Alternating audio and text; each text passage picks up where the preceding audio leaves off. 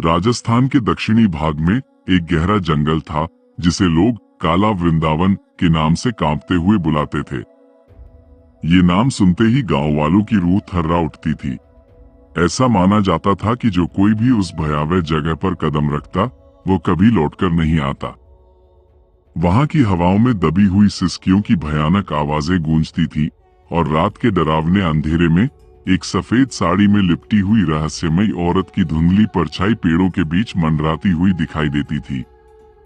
गांव का ही एक साहसी और जिज्ञासु पत्रकार आकाश इन खौफनाक बातों पर बिल्कुल भी विश्वास नहीं करता था। वो इन भयानक अफवाहों की सच्चाई की गहराई तक जाना चाहता था। एक दिन उसने अपना कैमरा और एक शक्तिशाली टॉर्च उठाई और उस शापित जंगल की ओर अकेले ही निकल पड़ा। गांव के भोले भाले लोगों ने उसे रोकने की पुरजोर कोशिश की। उनके चेहरों पर डर साफ झलक रहा था, लेकिन आकाश ने सिर्फ एक हल्की सी मुस्कान दी और आत्मविश्वास से बोला, भूत प्रेत, ये सब तो सिर्फ मनगढ़ंत कहानियां हैं। जैसे ही आकाश ने उस भयानक जंगल की सीमा में प्रवेश किया, उसे एक अजीब सी बेचैनी महसूस होने लगी। पुराने विशाल पेड़ ऐसे झुक रहे थे मानो उसके रास्ते में बाधा डाल रहे हों। हवाएं ठंडी थी, बिल्कुल बर्फीली, लेकिन उनमें एक सड़ी हुई घिनौनी गंध भी घुली हुई थी, जैसे कुछ भयानक रूप से सड़ रहा हो। रात के लगभग 1 बजे जब आकाश एक वीरान सूखे कुएं के पास थका हारा रुका, तो उसे एक औरत के करुण विलाप की दर्दनाक आवाज सुनाई दी। उसने अपनी टॉर्च की तेज रोशनी में इधर उधर देखा। उसका दिल तेजी से धड़क रहा था।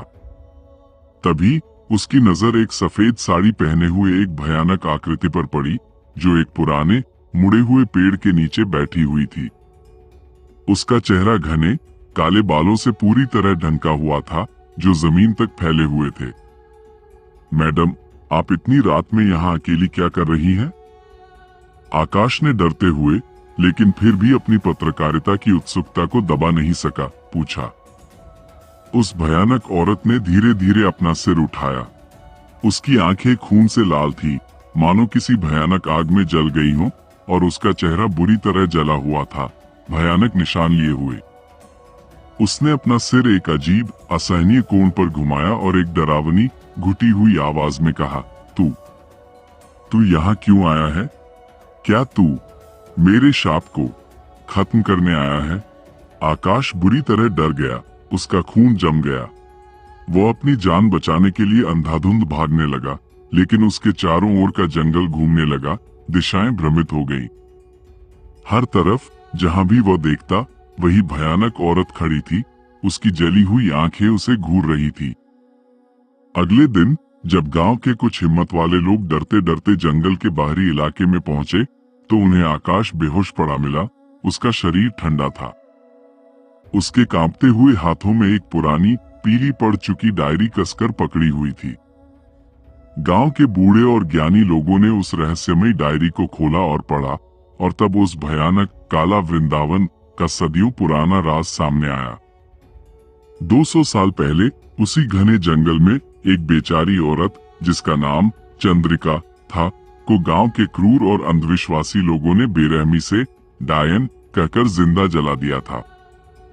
वो एक दयालु आयुर्वेदाचार्य थी, जिसने अपने ज्ञान और अनुभव से गांव की कई असहाय औरतों की सुरक्षित डिलीवरी करवाई थी।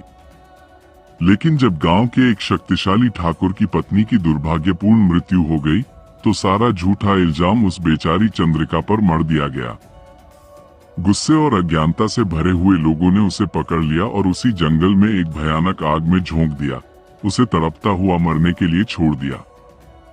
मरते वक्त अपनी अंतिम सांसों में चंद्रिका के दिल से एक भयानक शाप निकला, जो भी इस जंगल में कदम रखेगा, वो मेरी असहनीय पीड़ा को महसूस करेगा और मेरी ही तरह तड़पेगा, तिल तिल कर मरेगा। जब आकाश को होश आया, तो उसने एक अजीब सपना देखा। चंद्रिका की आत्मा उसके सामने खड़ी थी। उसकी जली हुई आंखें अब शांत थी, उनमें कोई क्रोध नहीं था।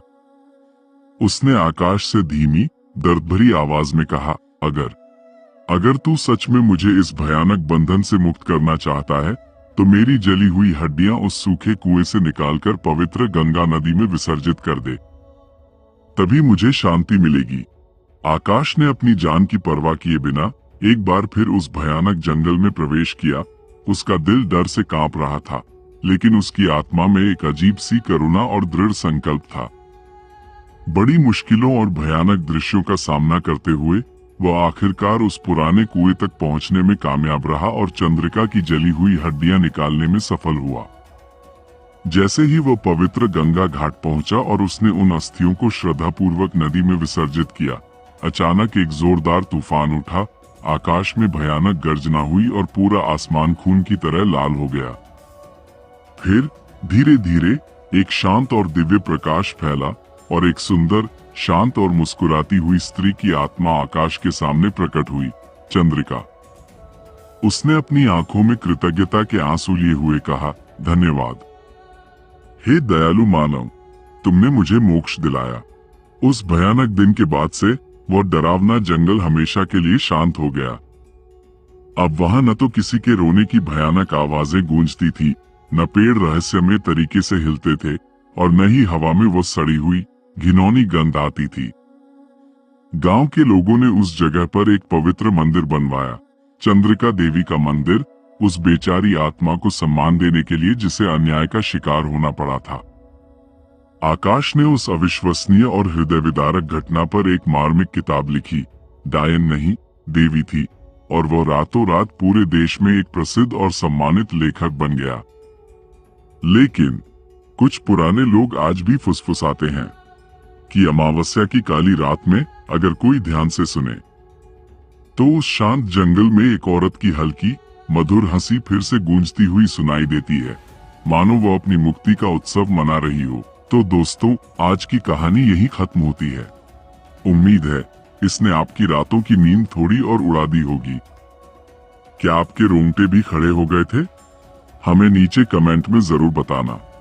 अगर आपको यह वीडियो पसंद आया तो इसे लाइक करना मत भूलना, और अगर आप ऐसी ही और डरावनी कहानियां सुनना चाहते हैं तो हमारे चैनल को सब्सक्राइब जरूर कर लेना। बेल आइकन दबाना मत भूलना ताकि हमारी अगली रूह कंपा देने वाली कहानी सबसे पहले आप तक पहुंचे। याद रखना, अंधेरे में हमेशा कुछ न कुछ छिपा होता है, और अगली बार शायद वो आपको ही ढूंढ रहा हो। शुभ रात्रि, या शायद नहीं।